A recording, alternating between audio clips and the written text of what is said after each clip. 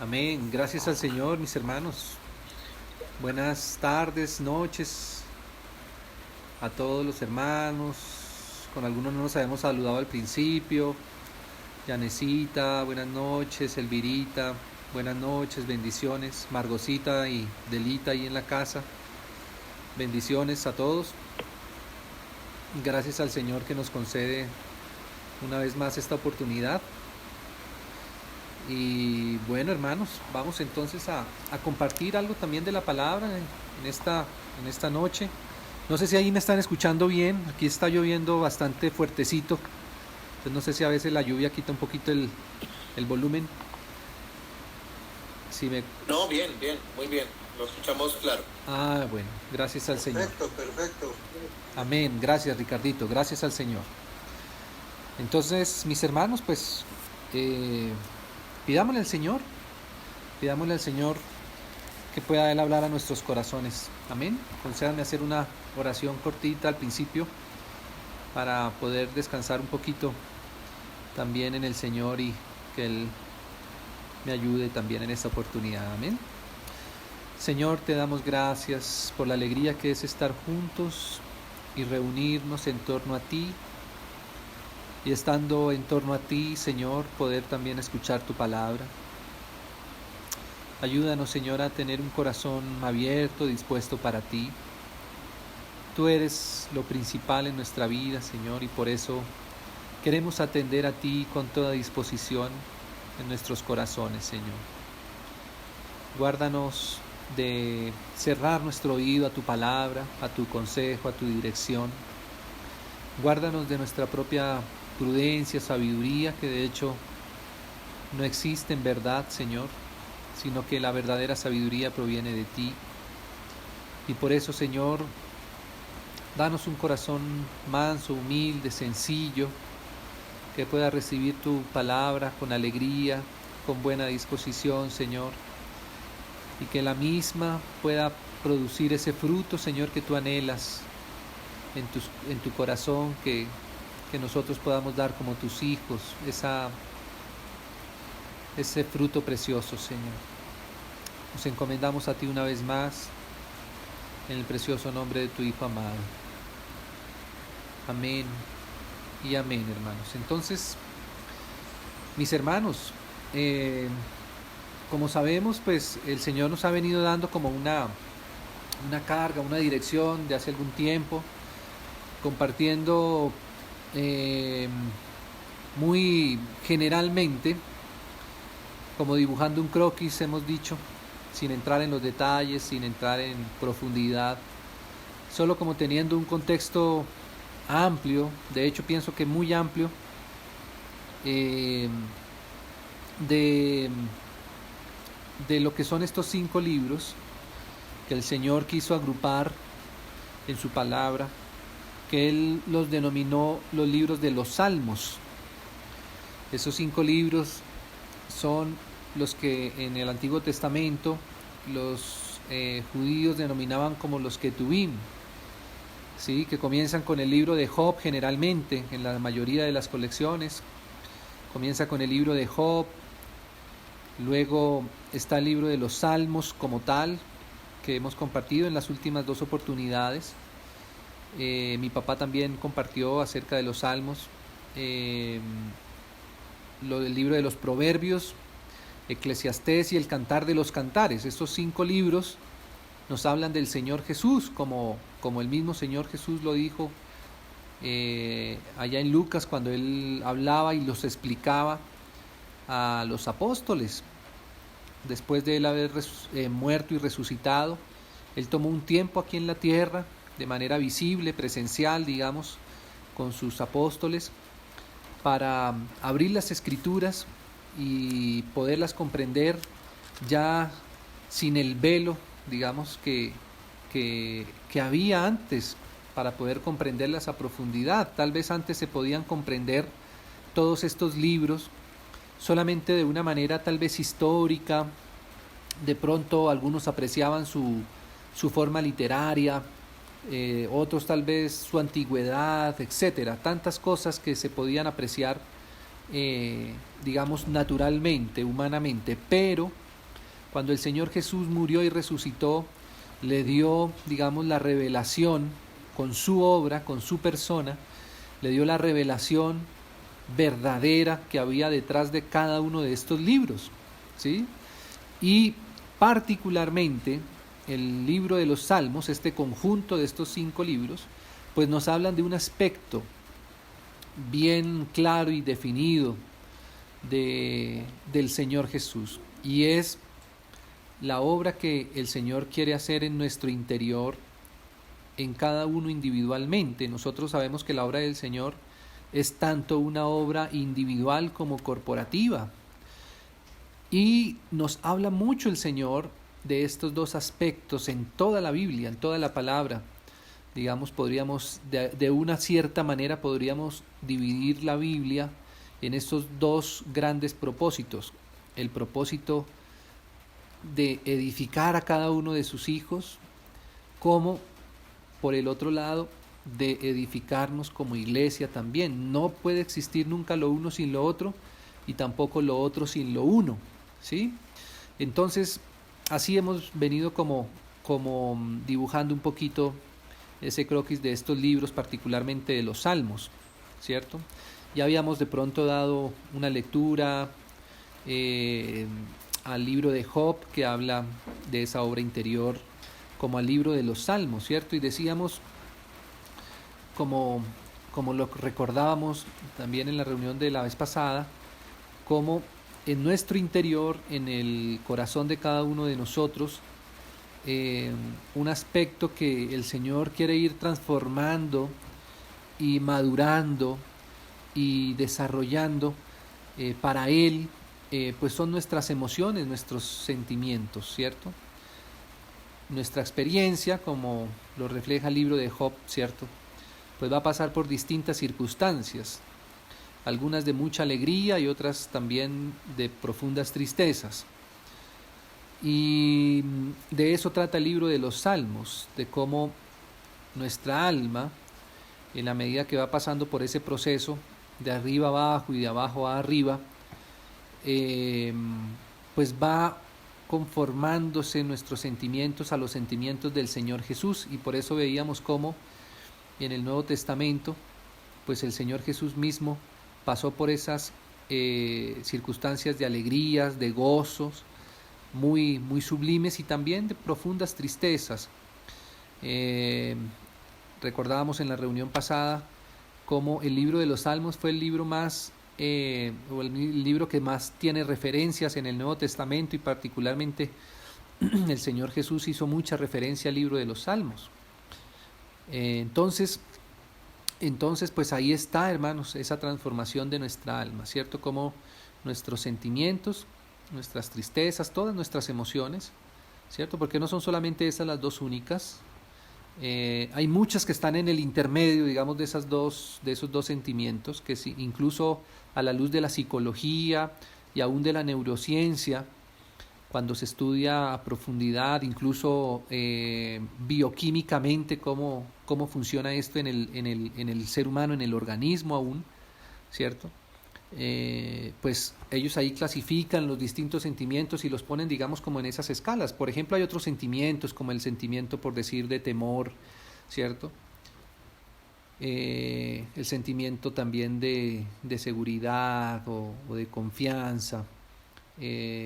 Todos esos sentimientos pues están, digamos, ahí en esa escala, y podríamos decir que la tristeza y la alegría son como los dos extremos, digamos, de nuestros sentimientos, ¿cierto? Todos los demás sentimientos encajan en alguna escala en alguno de estos dos lados, digamos, o se aproximan más hacia la alegría o se aproximan más hacia las tristezas, pero al final toda esa gama de sentimientos, ¿cierto? Pues es parte de nuestra vida, es parte de nuestra formación, ¿cierto? Y vamos a estar siempre, esto es innegable, lo dice la Escritura, y también nos lo deja ver nuestra propia experiencia de que indudablemente nuestra vida va a estar siempre pasando de las tristezas a las alegrías y de las alegrías también a las tristezas, gracias al Señor, que al final, como lo revela el Nuevo Testamento en el Apocalipsis, ya no va a haber más tristeza ni más lloro, ¿cierto? Eso será allá, cuando ya el Señor sea nuestra completa y real realidad permanente. Hoy día pues estamos aquí aprendiendo, como Él también tuvo que aprender, como dice la Biblia, ¿cierto? A depender de su Padre en todas las cosas y a poner en su Padre las tristezas y también gozarse también con su Padre en la medida que Él iba logrando lo que Él se había propuesto hacer. Esa era la alegría del Señor Jesús en su corazón. Entonces nuestros sentimientos, hermanos, pues van a ir siendo transformados a los sentimientos del Señor. El Señor tiene unos sentimientos y Él quiere que esos sentimientos de Él vayan concordando en nuestro corazón cada vez más. Amén. Pero entonces, hermanos, pues ahí como decíamos, y mi papá recordaba la vez pasada, ¿cierto? Sería muy bonito poder pues escudriñar a profundidad ese libro de los Salmos, ¿cierto? Solo que tomaría varios años, ¿cierto? Yendo versículo por versículo. Es el libro más largo de la Biblia, y con toda seguridad que de cierta manera pues eso refleja pues lo que nos tardaría a nosotros, ¿cierto? Ir comprendiendo los sentimientos del Señor, sus sentimientos en su alma humana también, que no deja de ser también Dios, pero que fue formado como un hombre también. Entonces probablemente, hermanos, nos lleve toda nuestra vida ir transformando nuestros sentimientos a los del Señor. Pero gracias al Señor que Él va avanzando, porque Él dice que el que comenzó la buena obra, Él también la perfeccionará o la terminará hasta el día de Jesucristo. Entonces, ojalá pues pudiéramos ir desarrollando esos salmos en nuestros corazones, ¿cierto? Algunos hermanos tenían por costumbre, una sana costumbre, una buena costumbre, poder leer al menos algunos versículos de los salmos cada día, ¿no? Ojalá un capítulo. Es muy precioso, ¿cierto? Y si el Señor nos concede en algún momento poderlo estudiar como iglesia juntos a mayor profundidad, pues sería también precioso. Pero como nuestro objetivo, digamos, es solamente dar ese croquis general de los libros, pues quisiera, hermanos, con la ayuda del Señor y con el permiso de la iglesia, poder mencionar algo más en esta oportunidad, avanzar hacia el libro de los Proverbios, ¿cierto? Que es el libro que está después de los Salmos, que como decimos, resume nuestra vida en esos sentimientos, ¿cierto? Entonces quisiera, hermanos, abrir la palabra del Señor en el libro de los Proverbios y solamente hacer algunas consideraciones generales hasta donde el Señor nos conceda también. Yo sé que mis hermanos conocen bien este libro, lo hemos estudiado, lo hemos repasado incluso hace algunos años. No sé si de pronto nuestros hermanos, de pronto Mayita o Piedacita, Ana Cris, recuerdan más o menos hace cuántos años el Señor nos dio la oportunidad allá en Suba, en la iglesia, cuando nos reuníamos allá con los hermanos en Suba, que vivíamos ahí en Suba, hacer incluso hasta una bibliada de proverbios, ¿sí? Así que yo sé que los hermanos seguramente pues han leído varias veces estos pasajes y bueno, vamos a ver el Señor cómo nos da, cómo nos va dando y hasta dónde Él quiere que en esta oportunidad pues podamos repasarlo, masticarlo un poquito, así sea, digámoslo así, a grandes rasgos. Amén.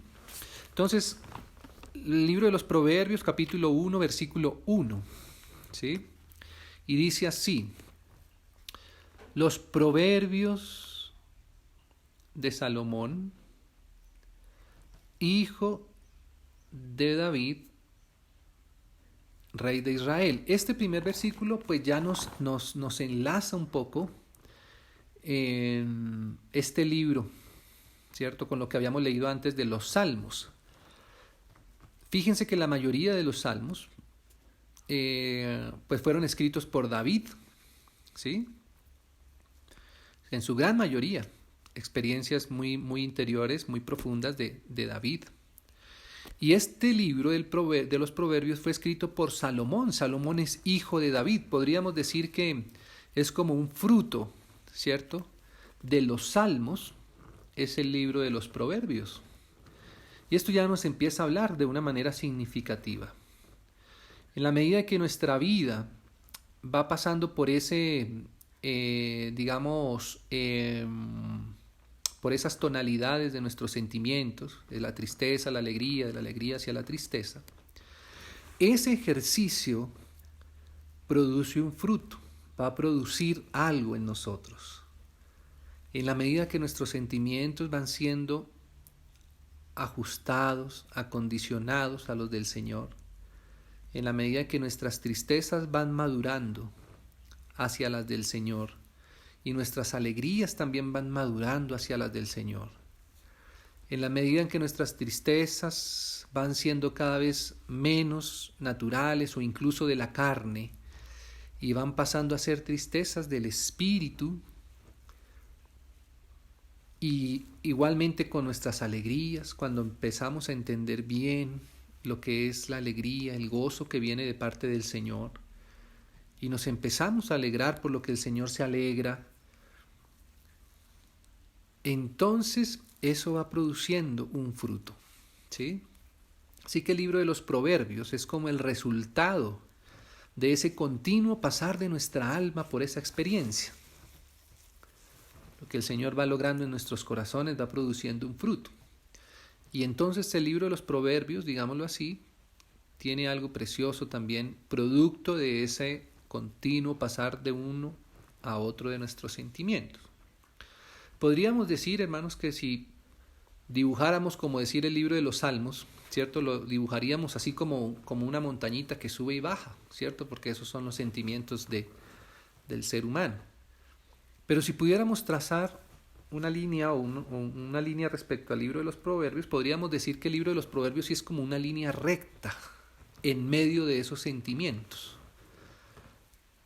Proverbios tiene que ver con lo que nosotros aprendemos, con la sabiduría que nos viene en forma de palabras.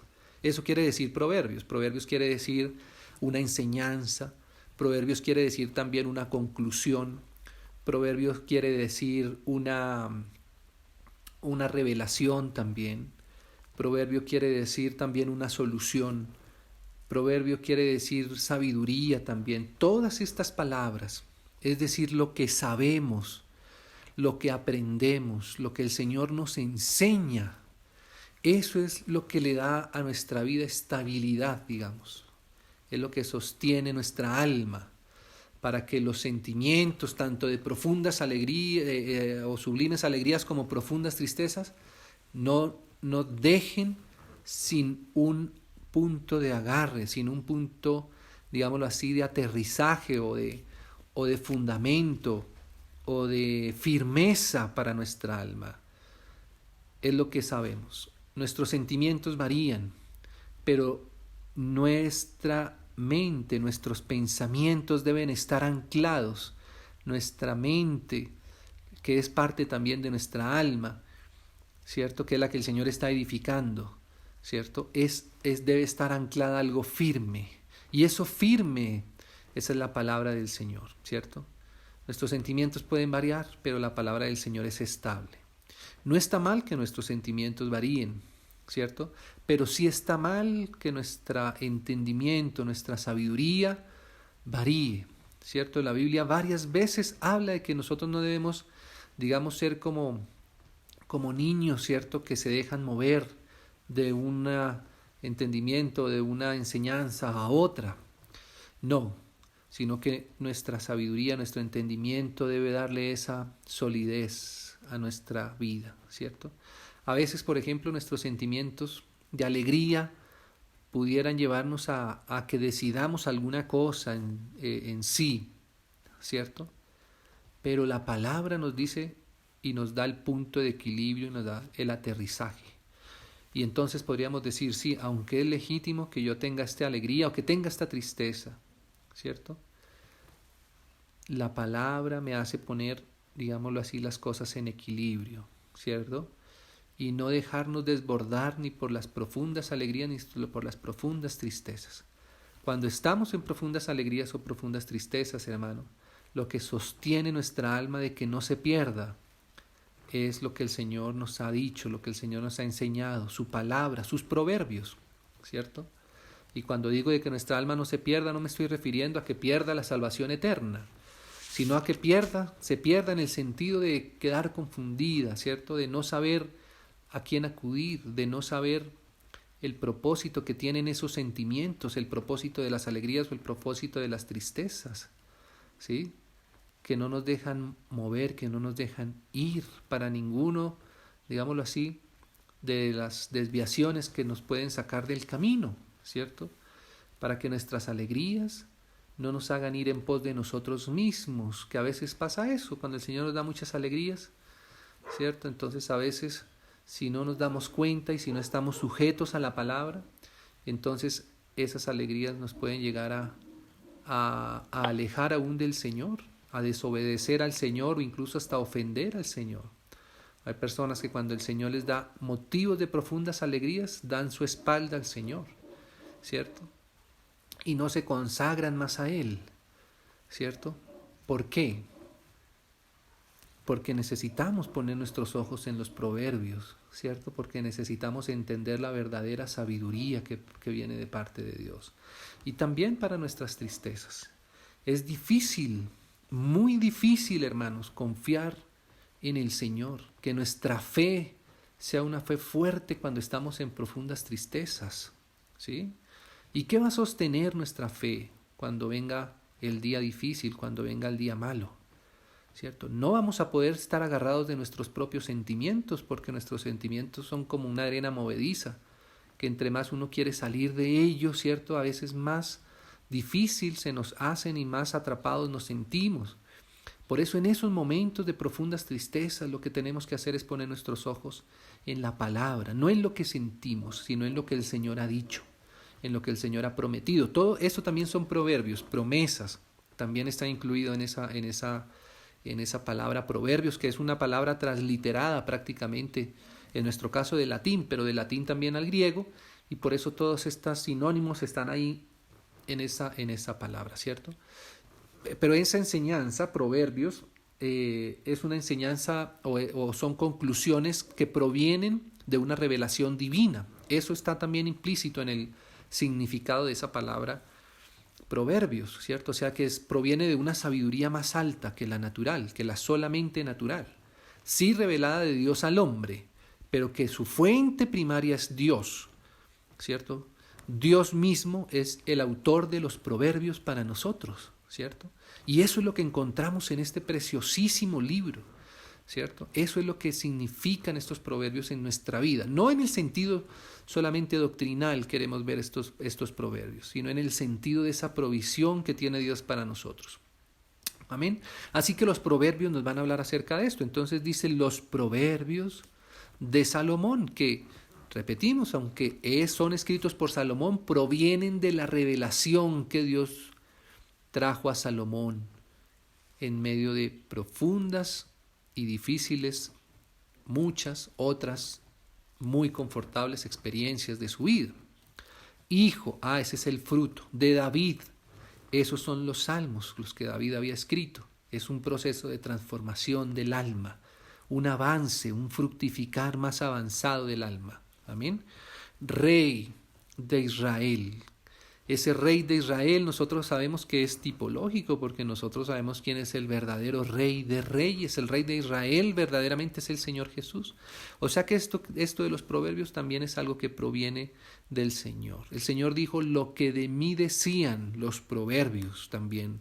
Él lo decía en el sentido más amplio de los salmos, pero dentro de los salmos está este libro de los proverbios, ¿cierto?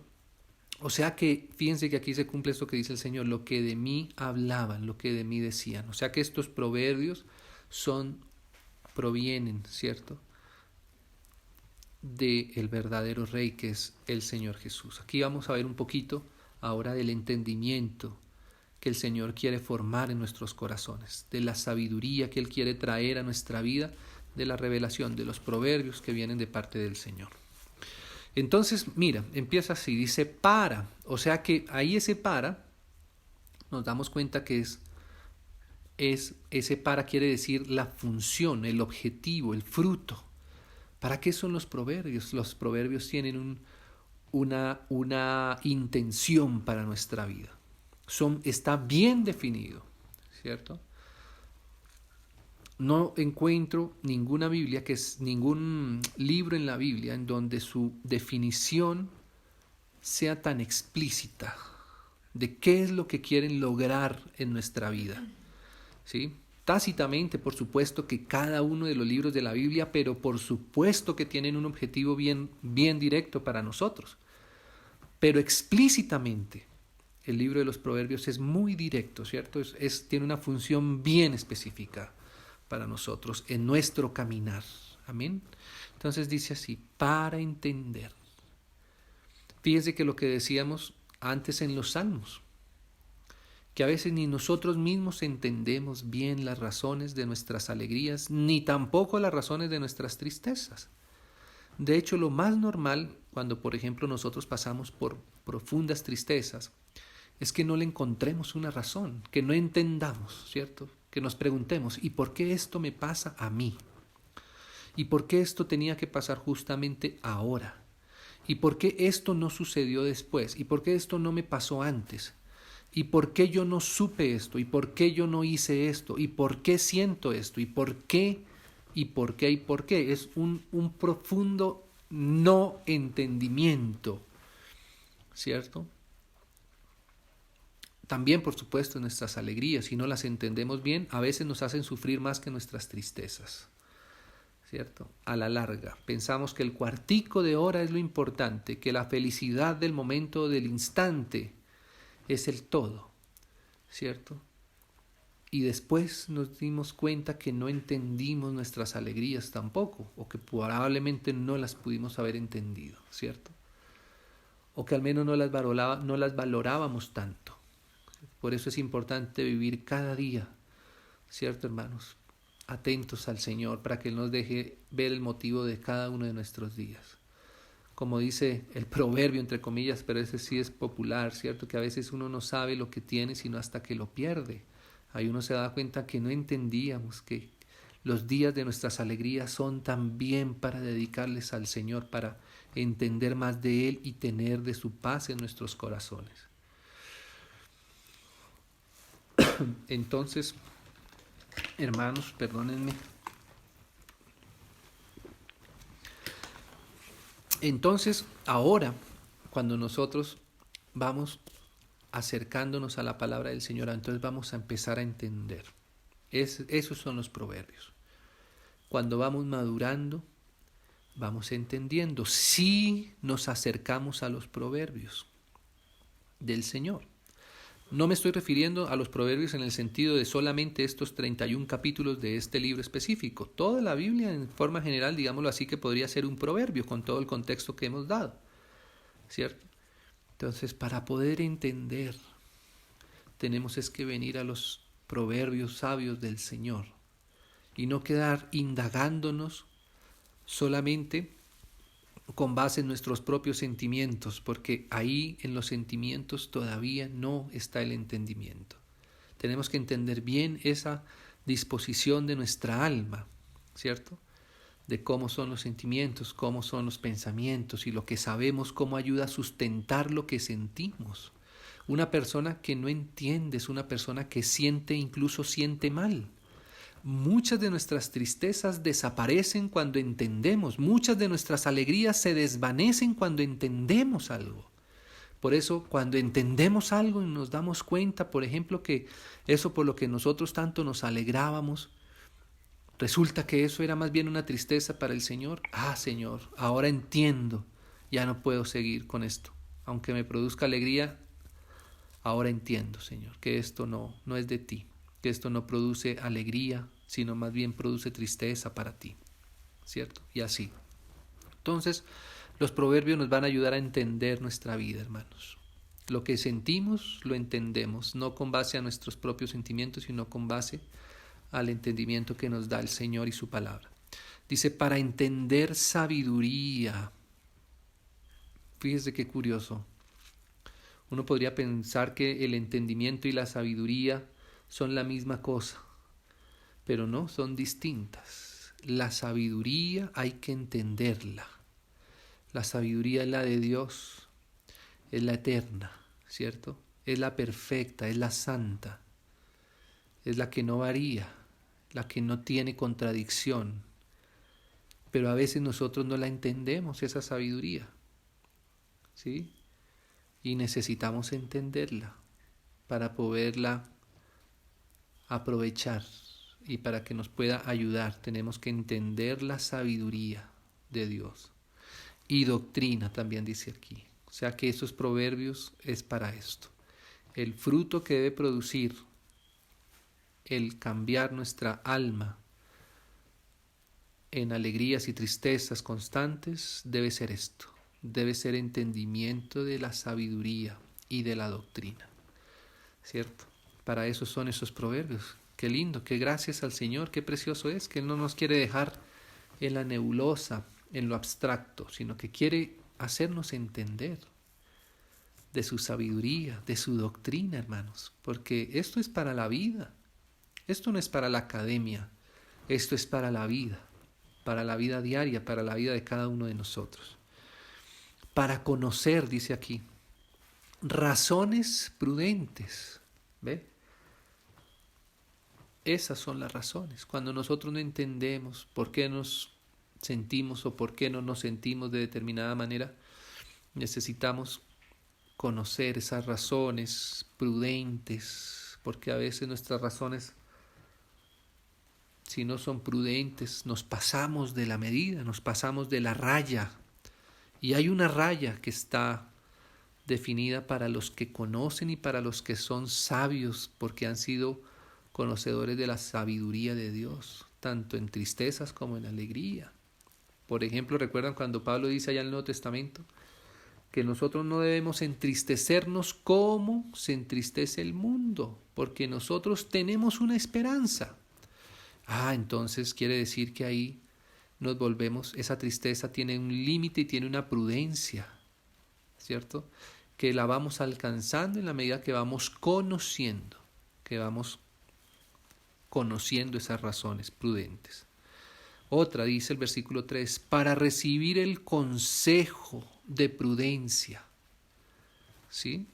¿Qué es prudencia? Prudencia es la medida exacta, la medida que no queda faltando ni que tampoco se desborda. Y los proverbios, la sabiduría, una persona sabia es una persona que es prudente.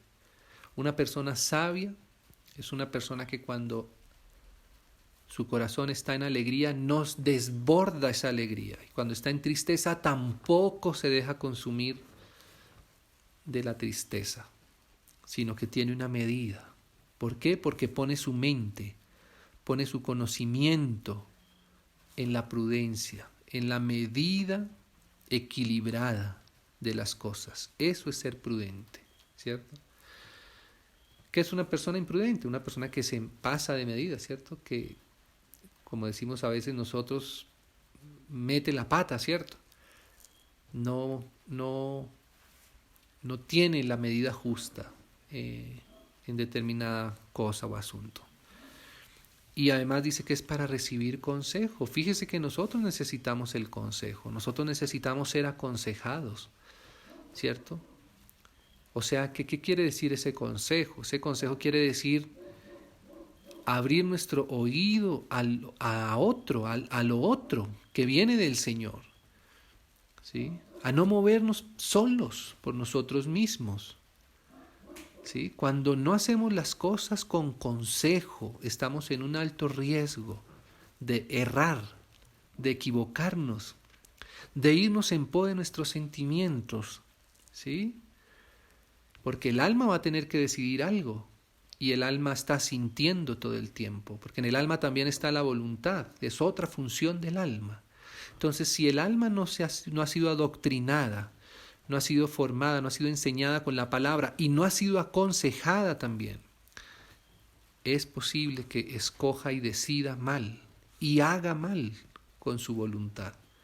Por eso también una persona sabia es una persona que se aconseja, que se deja aconsejar. ¿Sí? No que da consejos. Una persona sabia, nos lo va a decir aquí los libros, incluso más adelante, una persona sabia incluso es una persona que no da su consejo fácilmente. En cambio, la persona sabia busca consejo, ¿sí? Para nosotros es tan agradable aconsejar a otros, ¿cierto? Es muy, ¿cómo decirlo? muy halagador para nuestra alma. Pero ¿estamos dispuestos a recibir consejo, a ser aconsejados? Esa es la verdadera sabiduría, ¿cierto? Entonces, y atender a ese consejo, ¿no? Porque ahí lo vamos a ir viendo, ¿cierto? Consejo de prudencia, para recibir el consejo de prudencia.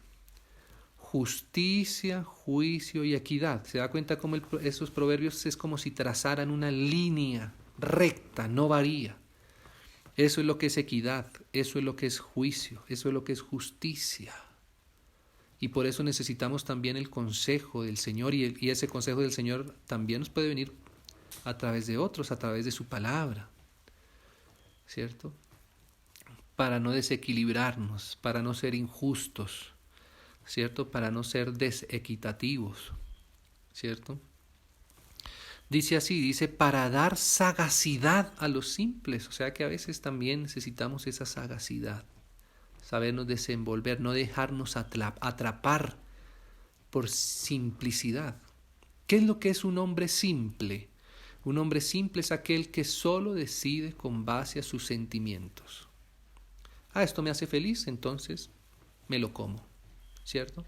Pero como no tiene la medida, no es prudente, entonces se come tanto hasta que le da dolor de barriga, ¿sí? Entonces eso es ser imprudentes, eso es ser desequitativo y eso es ser simples. En cambio, una persona prudente es aquella que, aunque le gustan mucho los dulces y le producen mucha alegría comerse, qué sé yo, lo que sea, sabe que hay una medida, ¿cierto? Que no se puede pasar hasta allá. Y así estoy hablando como casi en una caricatura, pero en todas las cosas, mis hermanos, yo sé que seguro que vemos lo que significa todo esto, ¿cierto? Y a los jóvenes, inteligencia, es decir, los jóvenes es la falta de experiencia de la vida, de los días, ¿sí? A eso es lo que la Biblia compara siempre con la juventud. Fíjese que aquí que dice, a los jóvenes inteligencia, o sea que los jóvenes por sí, por la falta de experiencia, al mismo tiempo tienen falta de inteligencia, ¿sí? Es necesario, hermanos, que nosotros sepamos que solo los días es lo que verdaderamente forma la sabiduría en las personas. Solamente son los días, ¿cierto? Ahora, claramente hay jóvenes en edad, ¿cierto?, que pueden aprovechar bien sus días. Y hay jóvenes que no, ¿sí? Hoy día a la juventud le falta inteligencia, eso lo dice la Biblia. Qué curioso, por eso hoy día el diablo, por ejemplo, aún en las circunstancias actuales en las que estamos como país, usa la juventud. Porque la juventud no entiende bien cómo funciona la vida. La juventud no sabe bien lo que es trabajar todavía. No sabe lo difícil que es traer frutos. Es fácil ser rebelde cuando se es joven. Por eso a veces los jóvenes son utilizados, ¿cierto? Son mal utilizados, son engañados para seguir causas anárquicas, para seguir causas que no quieren ley, que no quieren autoridad, ¿cierto? Que no quiere que nadie les diga a nada que no, porque piensan que ellos tienen la razón inequívoca de todas las cosas, la interpretación correcta y perfecta. Y por eso, hermanos, el diablo quisiera poder girar alrededor de la ignorancia, todo lo que hacen los seres humanos, ¿cierto? Pero necesitamos más bien enseñarle a los jóvenes. Los jóvenes tienen más bien es que aprender, ¿cierto? De los que verdaderamente ya han caminado y saben cómo es la verdadera vida. No ilusiones que están escritas ahí en los libros de filosofía que escribieron Marx y Lenin y todos otros que tenían doctrinas en su corazón anticristianas y ateas anticristianas, no solamente ateas, sino anticristianas, ¿cierto? ¿Cómo necesitan los jóvenes verdaderamente leer la Biblia? En lugar de dejar de seguir leyendo a Marx y el manifiesto comunista donde dice que esto que leemos nosotros hoy día es el opio del pueblo. Más bien es al contrario, pero lo que pasa es que, como va a decir el libro más adelante, ¿cierto? Que aún el necio cuando calla es considerado como sabio. ¿Qué quiere decir esto? Que cuando un necio habla, está manifestando al mismo tiempo su falta de sabiduría y de cordura, ¿cierto? Entonces dice así el versículo 5, oirá el sabio, o sea que estos proverbios ya quien se disponga a oírlos ya es considerado como sabio, ¿sí? Aunque estamos dando nuestros primeros pasos en este libro de los proverbios, no libro, sí, claro, en el libro, pero digamos en lo que significa el libro de los proverbios. Aunque estemos dando nuestros primeros pasos, el solo hecho de disponernos a oír ya nos da sabiduría.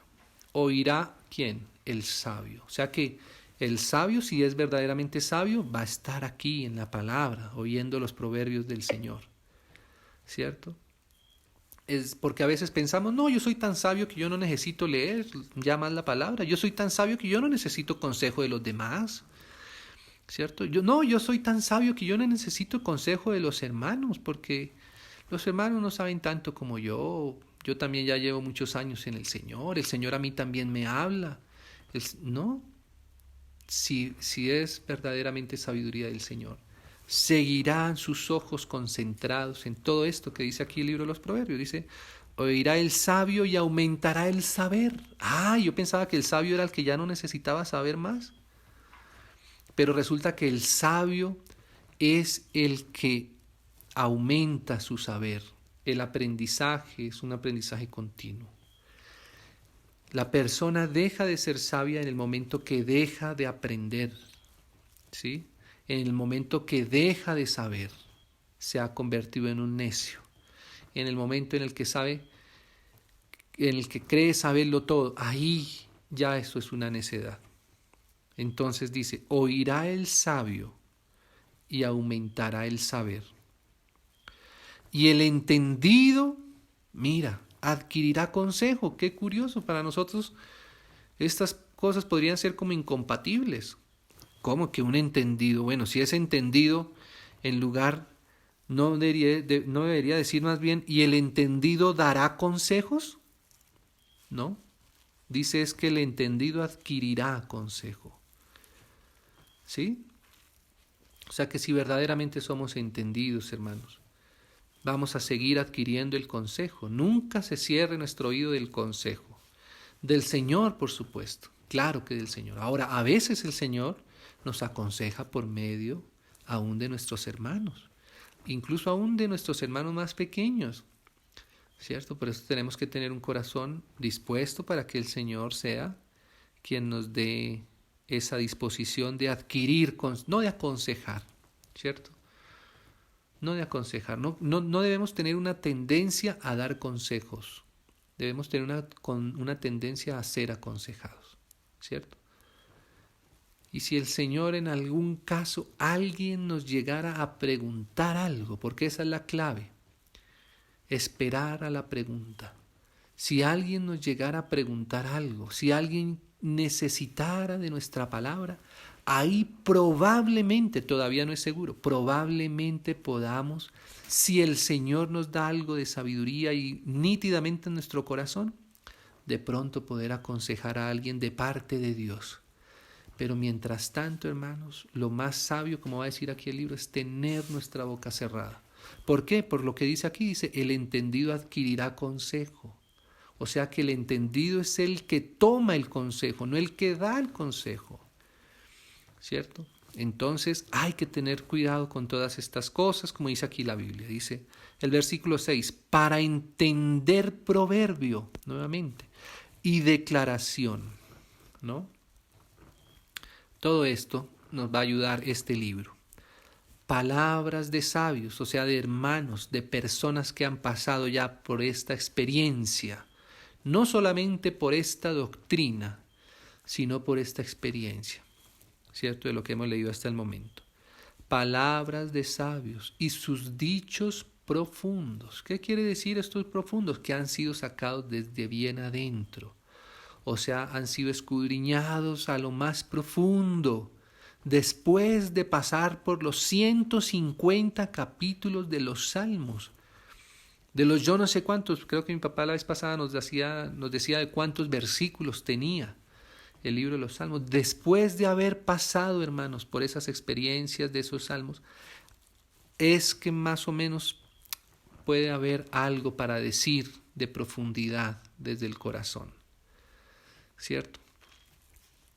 Entonces, bueno, mis hermanos, leamos solamente el versículo 7 más acá. Dice, el principio de la sabiduría, que es este libro de los Proverbios, el principio de la sabiduría, o sea, el origen, la fuente, ¿cierto? La razón, la motivación de la sabiduría es el temor a Jehová, temor a Dios.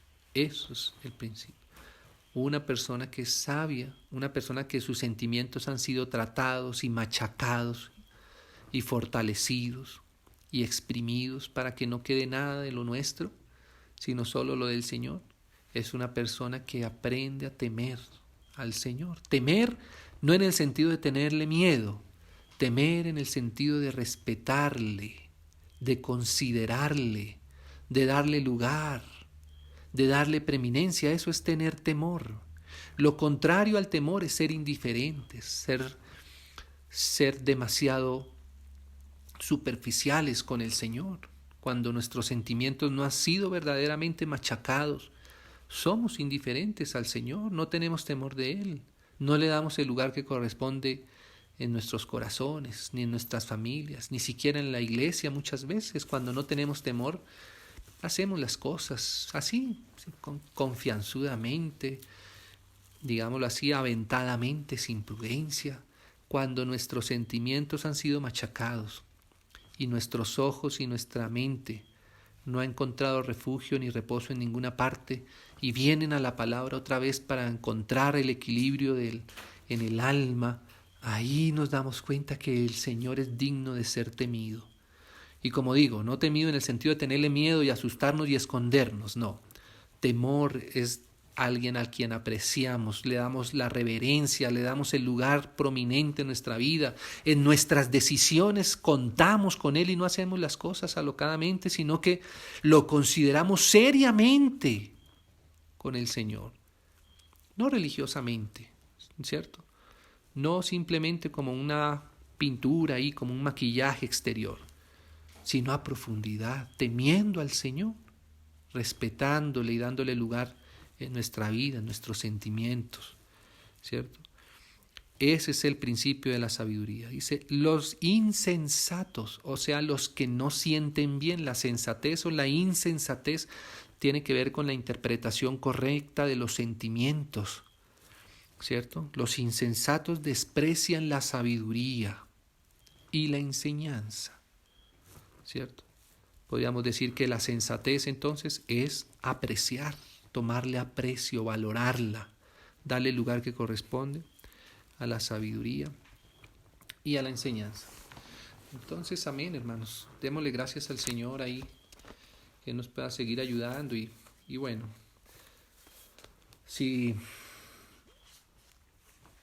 solo Él sabe cuánto necesitamos aprender de Él, hermanos. Sujetar nuestro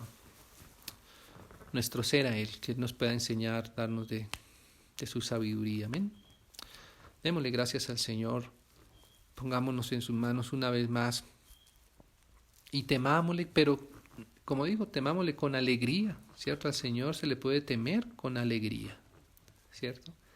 Al Señor se le puede temer con confianza. Fíjese que el temor y la confianza no necesariamente son opuestos o contradictorios o ¿cómo se dice? Lo contrario a los sinónimos, no son antónimos, ¿cierto? Al contrario, están del mismo lado, digámoslo así, de la definición de la balanza.